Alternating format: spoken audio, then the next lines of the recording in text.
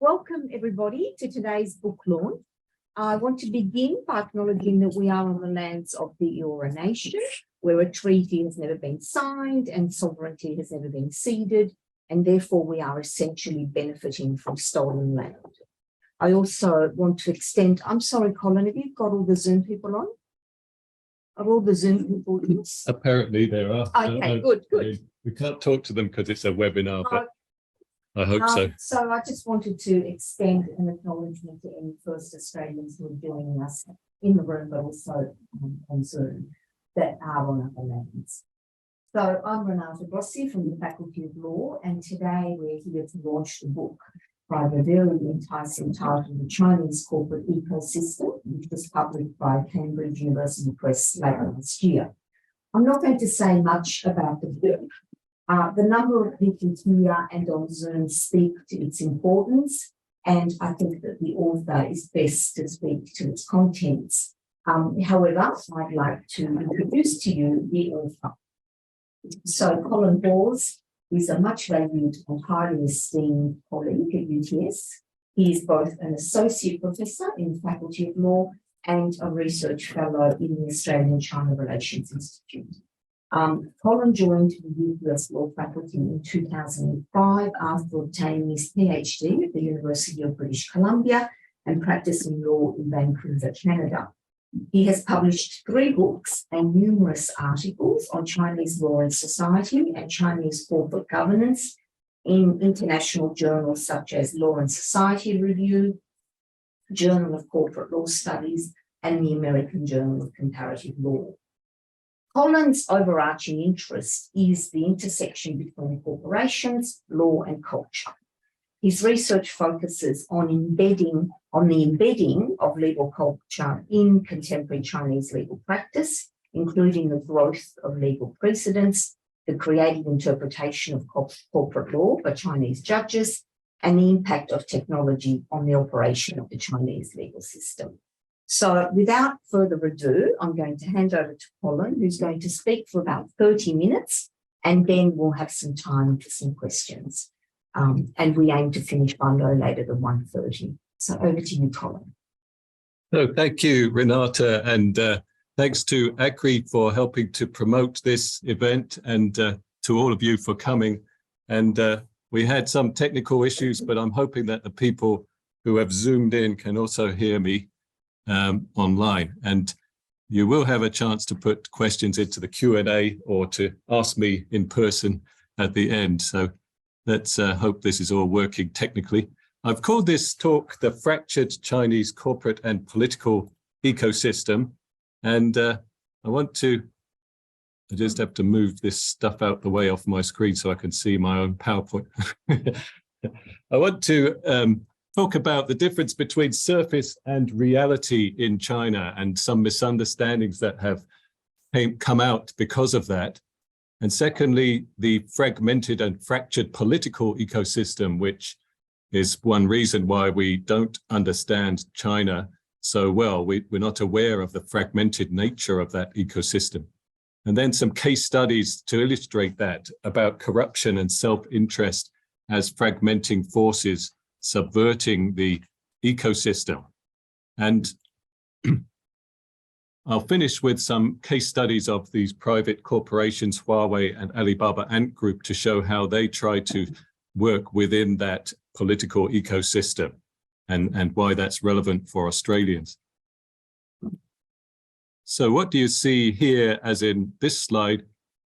It looks like a Chinese landscape painting by Guo Jian, but as you go a bit closer, you start to realize it's made up of thousands of individual pictures of little people, human beings with their own desires, their own needs, and their own interests. And the Chinese political ecosystem is a bit like that. Now, we tend to think of it as a pyramid with very tight control from the top, with the party, the Communist Party. Xi Jinping is the president and a small number of standing committee members at the top, and they control the pyramid very tightly, and it expands out through these different committees at different levels, right down to the rank and file party members. And there's about 96 million of them registered as Communist Party members. And then the Communist Party itself, we see them as controlling all of these government institutions at various different levels, and social institutions like universities, colleges, public kind of bodies, and even private corporations. They often have a Communist Party branch within them. So it looks like the Communist Party is controlling everything in China, either directly or indirectly. But in fact, there's a lot of forces that prevent that kind of control, and they've become very powerful over the last few decades. And they include corruption and guanxi, which is like personal relationship networks in China, and self-interest of all sorts of people within this system. And that subverts the ability of the Communist Party to actually control the whole society, or even itself as a party. So well-informed political science experts have already talked about this a lot over the last few decades. They've said that the Chinese government or party is fragmented or decentralized in its authoritarianism. There's a lot of local experimentation and competing vested interests among government officials and ministries, departments in the government, bureaucratic bargaining between policy entrepreneurs, and a dynamically fluid, braided stream of continually interacting ad hoc and contingent contradictions. It doesn't sound like a very tightly, centrally controlled system. And there's constant tension between the centrifugal forces trying to break China apart and centripetal forces, the Communist Party trying to keep things together. So even though this has been identified by many political science experts, it hasn't really come through into when people talk about Chinese corporations. So my book is about what I call the corporate ecosystem, or corporate political ecosystem. And I found in my research that it's equally a chaotic kind of maelstrom of interests, complex corporate political networks which frequently subvert the government and the party at every level. And it's uncentered and meandering, non-hierarchical, full of horizontal multiplicities which cannot be subsumed within a unified structure. So it's more like this diagram on the book cover, which is the yin-yang diagram, which you have to imagine this swirling around in a constant kind of flux of interests, competing interests, and people working together in little groups. And often they subvert the central control of the government. And many of those are corporations. So in my book, I've divided it into three main parts. The first part deals with individual Chinese corporations or corporate ecosystems, such as private firms like Huawei and Alibaba Ant Group, and then state-owned enterprises like the coal and power firms, showing how they interact within that political ecosystem. And then the second part, it broadens out to look at the forces that act on the corporate ecosystem, and that includes the Communist Party, and then corruption and personal networks, and also the legal system, showing how those forces often, in their interaction, they undermine the central control and allow corporations to do what they want. And then the third part looks at the impacts of that system on the natural and human ecosystem, which is the environment and also the economy in terms of the huge government debt problem, and what changes must take place to prevent an environmental and a economic catastrophe. So I'm trying to provide more accurate information to Australian and international policymakers through this account and dispel some of the more lurid myths about the China threat. So to illustrate this system, this ecosystem, I want to give some case studies on corruption and anti-corruption in this corporate political ecosystem. I want to start with what I call parasitic symbiosis, which I'll explain in a minute. But first, if we go to Xi'an City, which is in northwest China in Shanxi province, You may know Xi'an as a historical city where the terracotta army, the burial sites of many emperors were, and it's a famous tourist place. But in recent years, as part of the government's investment in the west of China, trying to develop the western regions of China, there's been a lot of money pumped into their aerospace industries and high-tech industries, as well as there's a lot of coal mining that's taken place in Shanxi province. So you have to realize there's a lot of rich people coming out in Xi'an.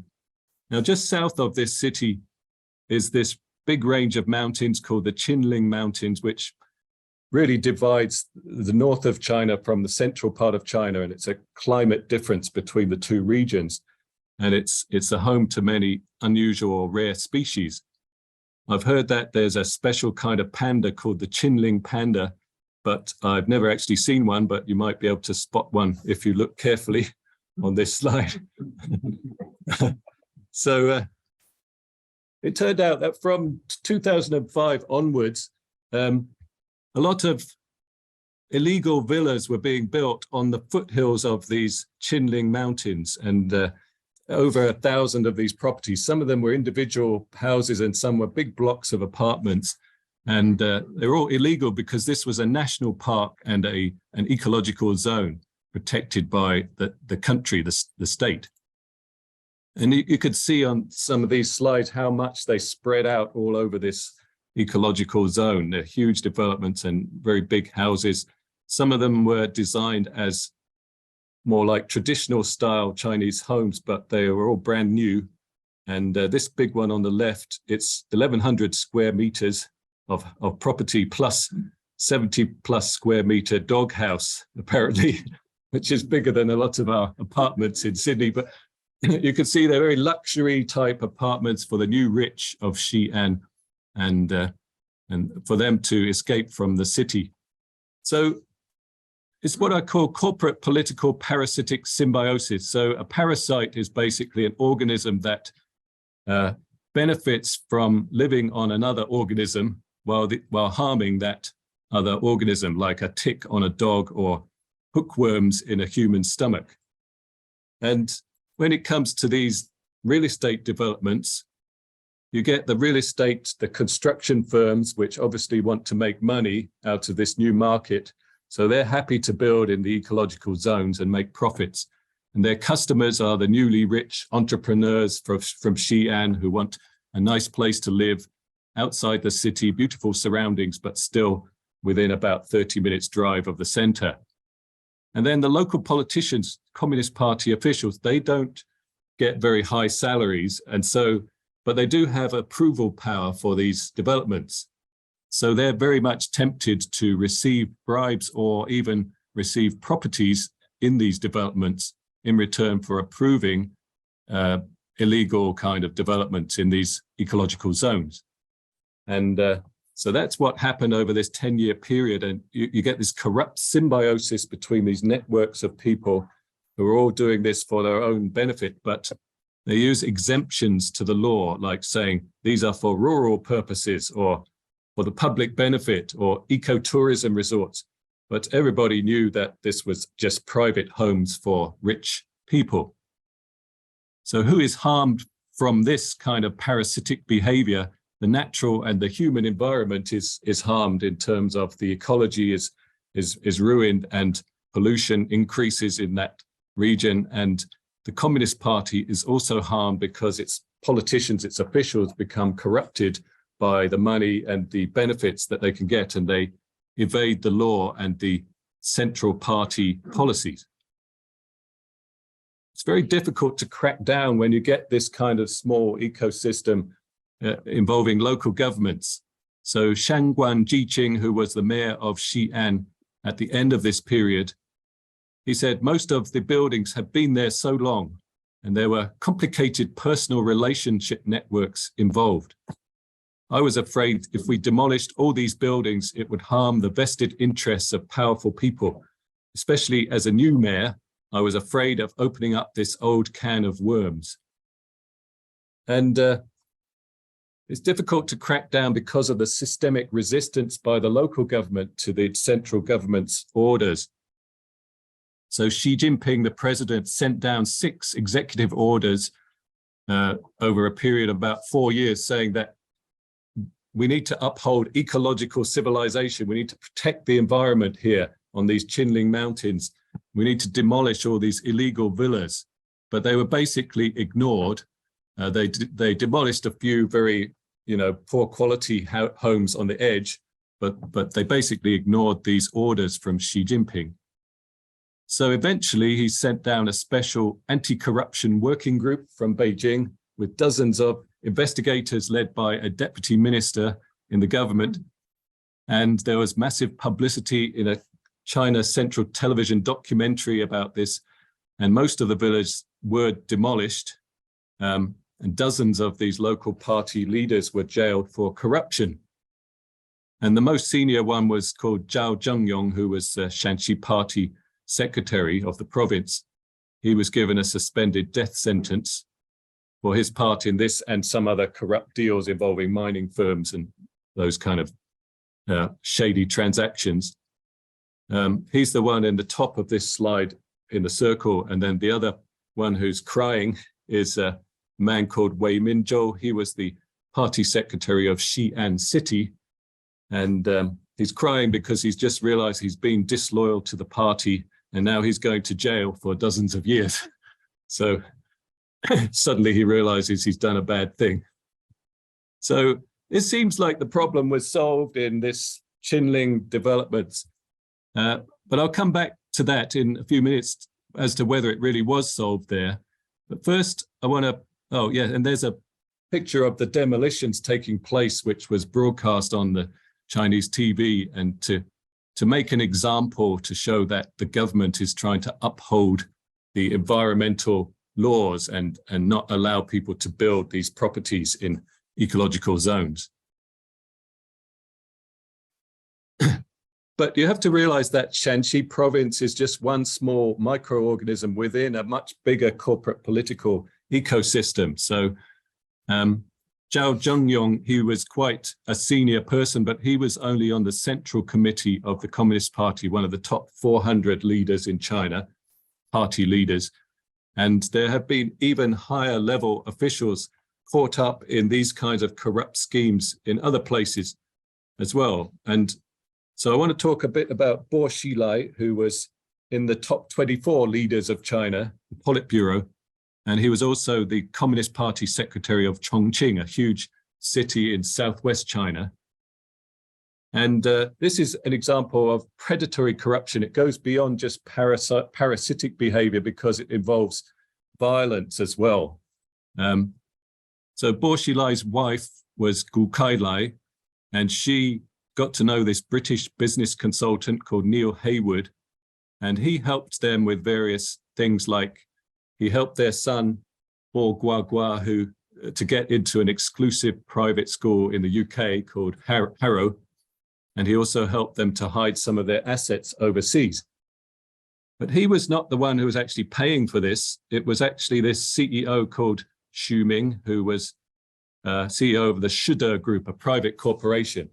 And his corporation had received lots of government contracts from Bo, and when he was in charge of various cities in China. And in return, he basically paid for them to have a very luxurious lifestyle and for their son to go overseas, right, to study. So he's acting as the white gloves for the family, in other words, covering up their dirty hands by paying for all of their expenses. And so one of the things, apart from the school fees for their son and then Oxford University fees as he was an international student, all paid by that company, and then flying Gu Kailai and her son back and forward first class from the UK to China, which they couldn't afford on their regular salaries, right? He also purchased for them a French villa in the south of France for a couple of $1 million worth. And this was owned by a British Virgin Islands company, and the shareholders were a French lawyer and Neil Haywood, secretly holding this on behalf of the family. And Neil Haywood, when he was doing all of these transactions, he got a bit impatient because he thought they weren't paying him enough commission. So he complained, and Gu Kailai invited him to Chongqing to have an amicable resolution of this matter, and she gave him a cup of tea and poisoned him to death. So that was the end of Neil Heywood.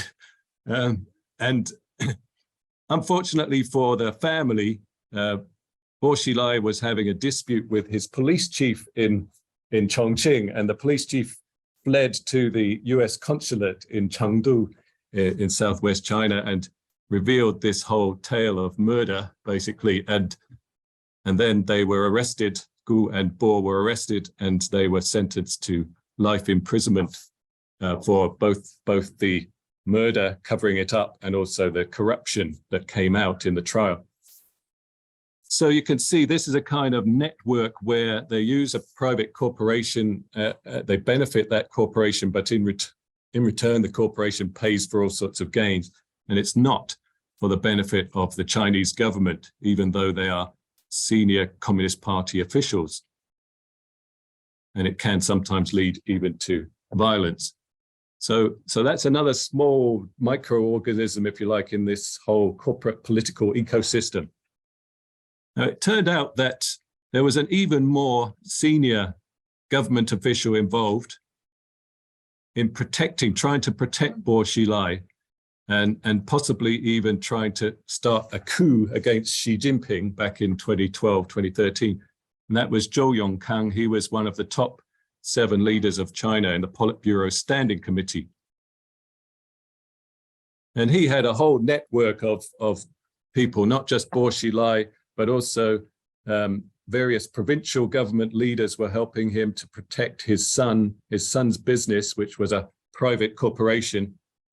And they were getting huge amounts of deals from this state-owned enterprise, an oil company called CNPC Group.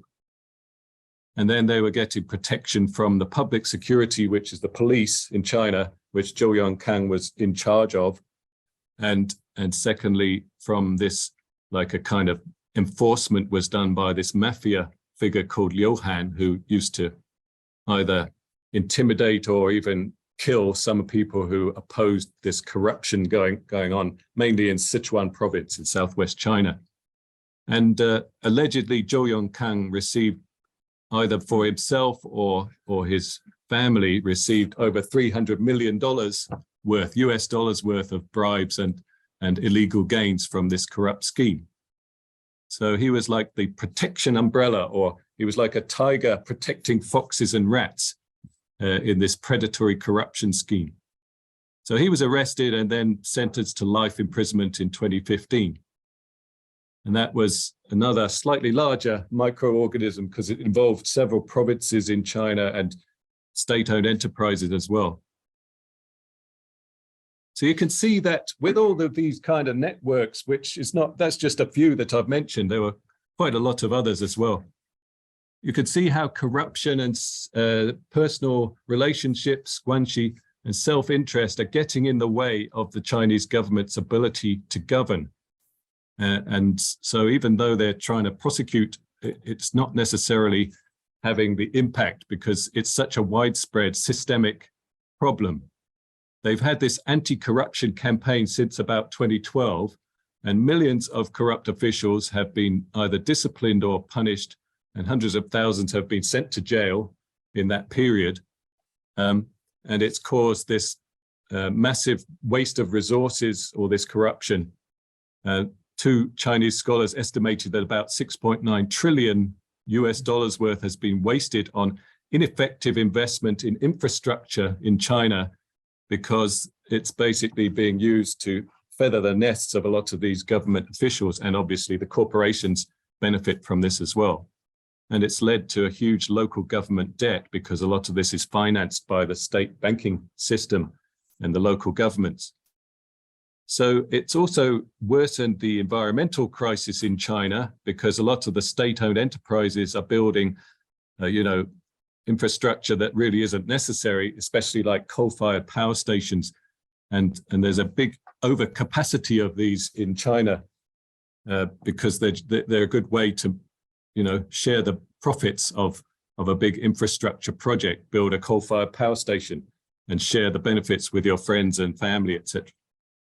So, and it's had an impact overseas as well with the so-called Belt and Road Initiative, which has been called a trail of corruption and waste overseas.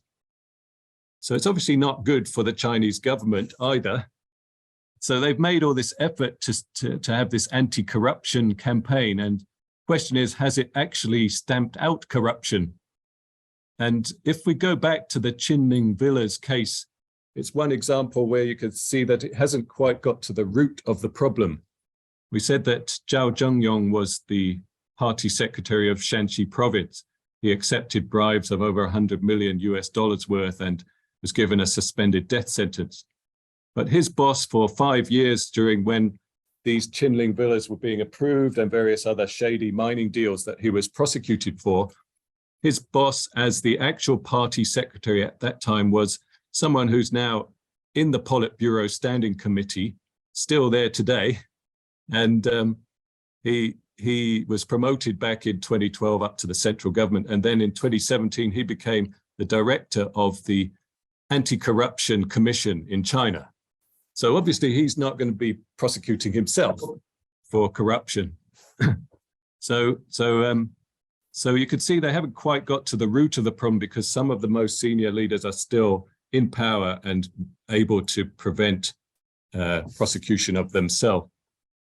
The other reason why they haven't stamped out corruption completely is because there is often a positive role that corruption plays within this developing society. So because China has developed so quickly, often the law can't keep pace with the changes that are taking place. For example, 390 million people have migrated from the countryside to the cities over this period of about 30 years. And they all need housing. And the cities really, if you go through the normal zoning regulations and approval for land clearance, etc., it would take a long time to do that. And so corruption or facilitation payments to government officials helps to overcome a lot of those regulatory blocks. It's suddenly the government officials are very efficient and entrepreneurial and welcoming this kind of real estate development because they can benefit from it themselves. And that also solves a social need, which is to provide housing, proper housing for all these rural migrants. It's what you could call symbiosis without predation. So the city of Shenzhen in the south of China near Hong Kong, it grew from about 400,000 population to over 14 million in the space of 30 years. And about 50% of the properties in that city were illegally constructed. They didn't follow the proper zoning rules or approval rules. Instead, these informal networks of developers, banks, lawyers, local villages that collectively owned the land, and buyers, and then cooperative officials who are given these facilitation payments to turn a blind eye or approve these kind of informal arrangements. So they had contracts, they had mortgages, they had well-built properties, but they just were not legal. It was all done in an informal way. And 50% of the properties were like that. And now it's become so big and there's so many properties that the government can't just knock them down. And so a lot of them are now being legalized by the central government. So you can see where the corruption actually facilitates a social purpose or helps to deal with this rapid social change, often it will be tolerated. So if you're a private corporation in this ecosystem, how do you survive or thrive while avoiding getting sucked into the more predatory types of corruption? You have to do what's called build a community of mutual interests. In other words, to fill gaps in the market which the state-owned enterprises can't fill or are not able to do, they just don't have the capacity to do it. And then also share benefits with state-owned enterprises so they don't see you as a threat or to stamp you out because they're very powerful. And then indirectly benefit party officials without going to the extent of of bribery and corruption, and hopefully grow too big so that the government then depends on you rather than you depending on them, because you're providing important economic or social benefits for China. So it's a kind of mutualistic symbiosis like humans and our gut bacteria. So we benefit from them digesting our food and they have a nice safe place to live. Or like this ox-pecking bird on the right, which picks off flies and insects off the oxen and gets good meal out of it without having to hunt too much. And the oxen benefits because it's more healthy and doesn't have itchy skin all the time. So to put that into a context with a private corporation in China, Huawei Technologies, this is a very successful Chinese company, a privately owned company, which overseas it's often seen as a poster child for the China threat, but that's mostly a speculation and misinformation. That's something I talk about a lot in my chapter on Huawei in the book. But they became successful by forming this community of mutual interests with their stakeholders. And so on the one hand, they incentivize their employees through allowing them to get shares in the company.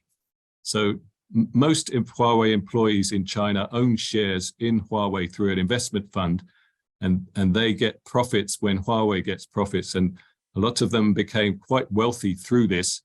And it gave them an incentive to work very efficiently and to make sure that Huawei was profitable.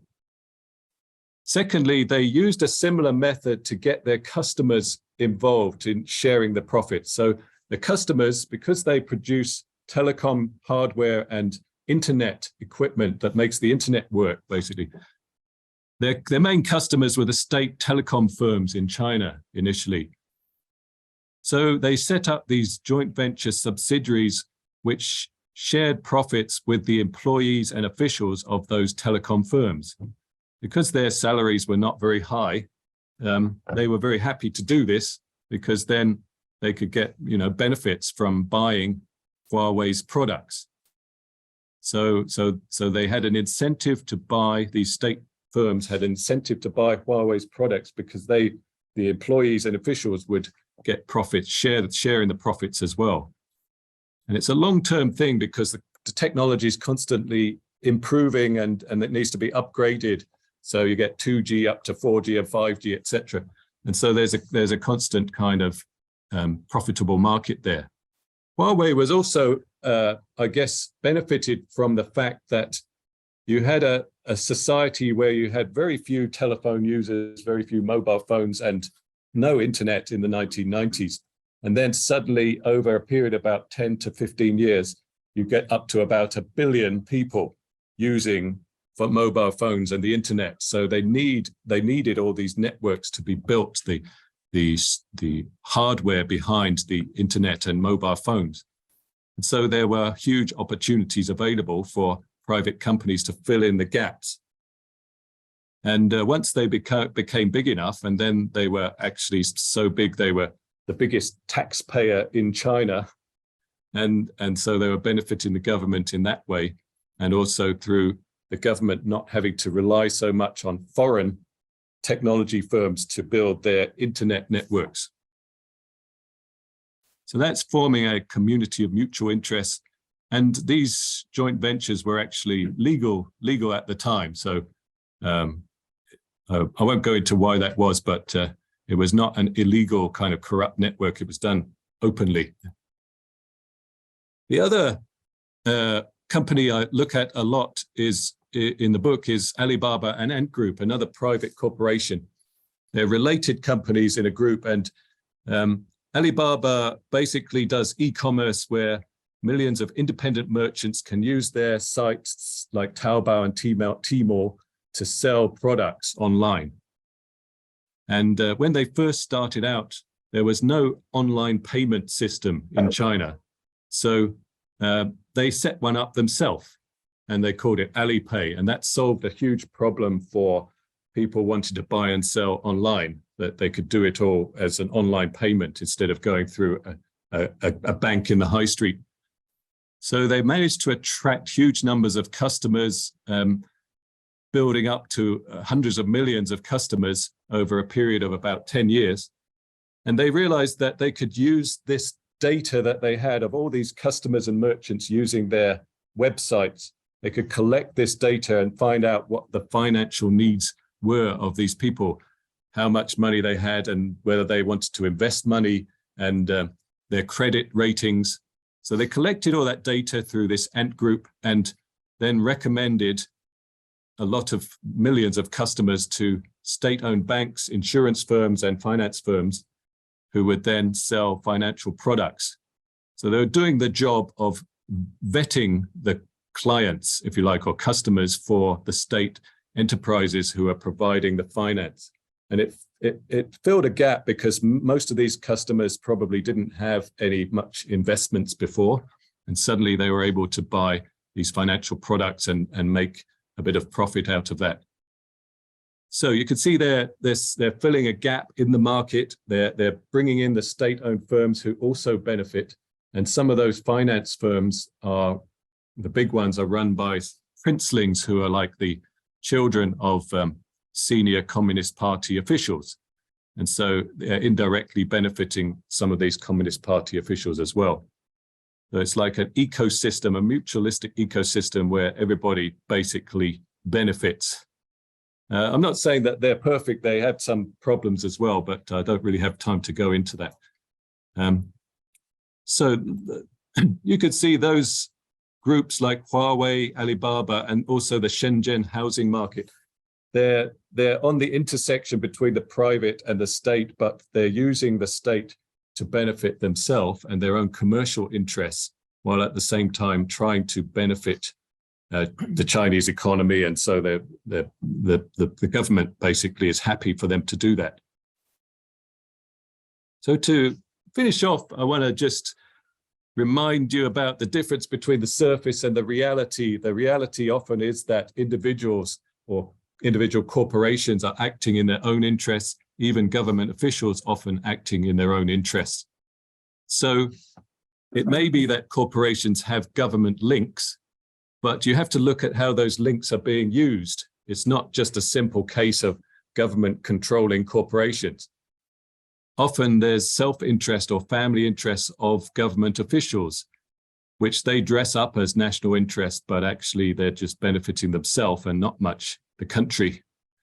And what looks like Communist Party control is often corporate capture of officials by these corporations.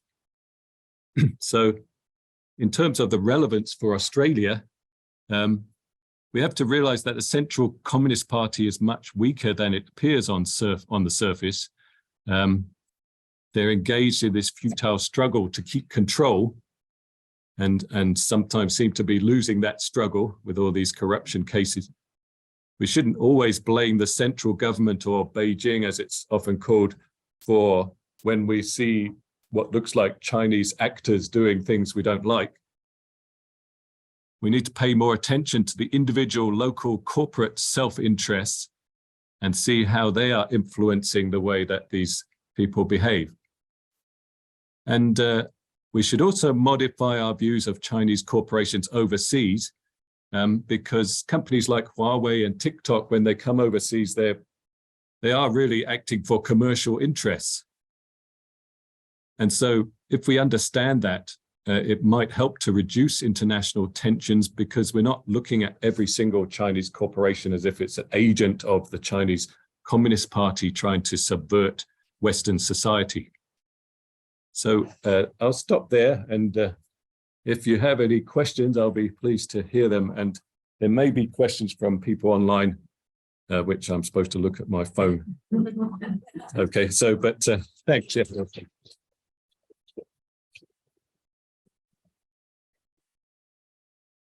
So do you have questions online? I don't think so yet, but we'll find out. Oh yeah, I should remind people who are online that I think you can post questions into the Q&A, and then we should be able to see them. All right. So okay. numbers at the moment. All right, well, let's go to the room then. And Alexandra. Hi, hello. I have one. Hi. My voice is good each day. Before I was at UTS many years ago, I worked in a labour law assistance agency in Beijing. And I was very interested while there to see the role of both these, what we call government organised, non-government organisations, and trade unions, which are, unlike in Australia, within the corporate structure in China. So the role of both of these types of organisations is also very much on the bridge between corporate and state. And I just wanted to ask you a bit in the book, or from your knowledge, can you speak to a bit of how those kind of labour organisations play into the ecosystem and to what extent they, if you like, fit into these mutualistic communities? Well, what you find is that most private corporations, at least once they get to a certain size, they do have to have a labour union. And then they also, most of them have to have a Communist Party branch within their company. Those organizations are basically government organizations in theory, but the way it works is that the people who are in those unions and in the Communist Party branches within the corporations, they are actually employees of the firm or sometimes managers of the firm. And so they're being paid entirely by the company. And so their interests are tied up with the commercial interests of the firm. And so most studies of the Communist Party branches within corporations have found that they've been co-opted by the corporations. If they're private corporations, they've been co-opted because the people who are in those branches are relying entirely for their income on the corporation. And to give one example, what that means, like one of the Communist Party secretary of Alibaba and Ant Group, he's one of their managers, and his shares in the company are worth about $2 billion US dollars worth. And so you can see he's got a real incentive to make sure that the company is successful, as opposed to letting the government come in and control them. So there's a real kind of tension there, even though they are, supposedly Communist Party members. There's a real tension between their personal interests and the interests of what they're supposed to be maybe helping the government to monitor what's happening in the corporation. And the labor unions, I think, is, again, the studies have shown that mostly they don't necessarily act for the interests of the workers very well. They act more for the interests of the corporate controllers who are entrepreneurs. They may do a bit of negotiation about wages and things like that, but often it's not very helpful to the workers. So you could say that they've been co-opted. The other thing that I found interesting was that a lot of private corporations in China, again, the Communist Party secretary or the union head might be a member literally of the same family as the CEO, like their brother or something like that. And so they're kind of using that as a way to keep control over these organizations, which in theory are government. It's so I found it very fascinating. And it is, like you say, it's an example of this, what looks on the surface like government, and actually it's not really. Yeah, we have some questions. Yeah, I could see some on here, actually.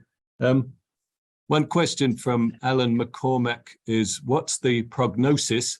More government crackdowns or more open corporate regulatory regimes? And I think the problem is that if they crack down completely on corruption, they will end up with very few government officials who are not in jail or being fired. So, and even back in around 2000, the former premier of China called Zhu Rongji, he said, if we crack down on all corrupt government officials, we'll 90% of our government officials will not be able to serve in the government anymore. So, as I said, there's lots of different ways that corruption works. And so I think they're focusing more on the more serious cases that really undermine the society and people working actively against the government, as opposed to the ones that are just more taking facilitation payments. They're trying to do that as well, but it doesn't seem to be working very effectively because it's very difficult to penetrate all these local networks of relationships.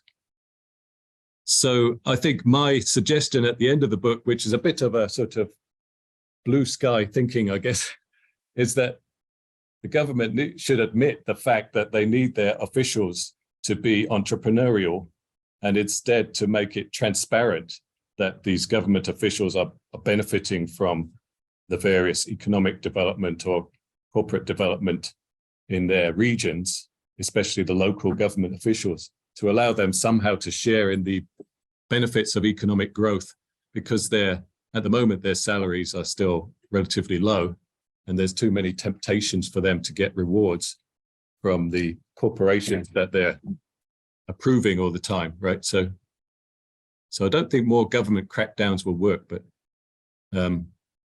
more create incentives for government officials to build the economy instead of taking it all for themselves. Hi. Thank you, Colin. Right. You mentioned that it's hard to sort of crack down because there are so many people involved, but yet you said there were, I thought you said something like 1 million officials who have been charged or in prison or whatever. Yeah, right. Say a bit more about that. So yeah, I think the numbers I've seen most recently is about 3 million government officials have been disciplined in some way for corruption in the past 10 years. And of those, about 200,000 or so have been actually jailed. And then others have maybe lost their jobs or were demoted or disciplined in some way. So they have tried to have a large-scale crackdown on corruption. And it's not just a political struggle against some enemies of Xi Jinping. It's much more widespread than that. And it's not just the people who oppose Xi Jinping. It's even people who you'd think were supporting the government, but they were corrupt. So, but then you have to realize that depending how you count, there's about 40 million government officials in China, because it's a huge population. They need a huge government. So it's about just less than 10% of government officials have been disciplined in some way. And they say they still haven't got to the end of it. So is that your question? Like it hasn't really covered the majority of government officials yet. Some of you that lost their lives have been given the death penalty. Yeah, a few of them have been given death sentences for extremely high amounts of bribes that they've taken in the hundreds of millions of dollars, and usually that has to be combined with some kind of violent behavior as well to get the death penalty. It's interesting that the government officials tend not so much to be sentenced to death unless they've engaged in some kind of organized crime as well. Whereas the common criminals who just kind of whack someone on the head and kill them might get the death penalty. So there is still a bit more leniency towards government officials compared to your average criminal. And that's one of the things that people complain about. Often it's too lenient, the punishments. Yeah. Could you just talk a little bit more about what the difference between guanxi, gift giving in the culture is, as opposed to corruption, where those lines are? Yeah, so guanxi compared to corruption. So yeah, I have two different chapters on those things in the book because they do overlap sometimes, but guanxi usually is taken to mean personal relationships, and it starts with family, your family members. You have very strong guanxi with them, but then can expand out to close friends and acquaintances, depending on how you treat each other. You build those networks through sharing meals together, through giving gifts and receiving gifts as part of your normal human interaction. And there's nothing wrong with that. And so that's not corruption. But the problem comes when you build, you're like a corporation, you're a business person, and you're trying to build guanxi with a government official so that they will approve your projects or your business, approve the utilities being supplied to your business, something like that. You start giving them gifts, and then in return you get a favor, and that would be considered corruption, not just for us, but in China as well. So it's very difficult to distinguish the two when it comes to business and politics, as to whether it's just normal human relationships and whether it's corruption. They still, businesses still make a real effort to develop government relations, even under the anti-corruption campaign. They have to be more careful about it, but often it's difficult to know where that line is drawn, even for Chinese people. Yeah, so it's not surprising that foreign corporations find that very difficult to negotiate as well, and some of them have strayed over the line into corruption too. Yeah. Hi. Yeah. Jennifer Sue. Some of your narrative framing resonates with the nonprofit sector or NGOs in China. Up until the 2010s, there was a lot of local innovation and entrepreneurialism within civil society. But since the 2016 Overseas NGO law and the philanthropy charity law came in, it kind of took out a lot of the grey zones and made a lot of areas much more defined. So much more gave organizations much more definite as what was possible and what isn't possible. So I think some of what you say, there's that tension between you want those regulations, you want those laws in place, but once you do, you lose a lot of the entrepreneurialism and the innovation that comes with it. So where's the balance for corporations?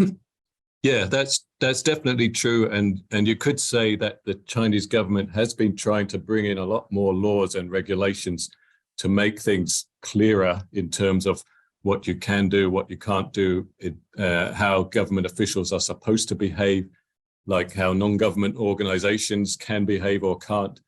But I guess the problem is that there's always, almost all these Chinese laws, there's discretion built in, which allows government officials to make decisions based on the circumstances up to a point. And like you say, that it's still not quite clear sometimes what is actually legal and what's illegal. Often it depends on whether the government has a political campaign that they want to enforce, whether they're suspicious of some of these charities about what they're doing.